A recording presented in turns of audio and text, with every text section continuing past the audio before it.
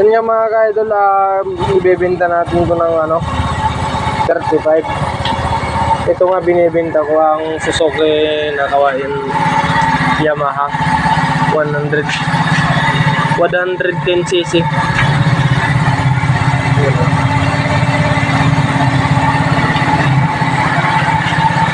Maganda pa yung makina mga lugi.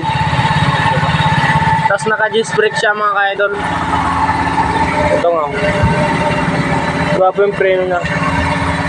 O gumagana lahat ng placer. Oh. Sa left and right niya.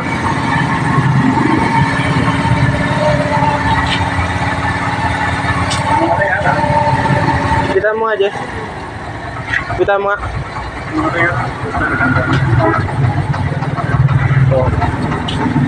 Naka-registered ba yung niya mga ka-idol? Plaka niya.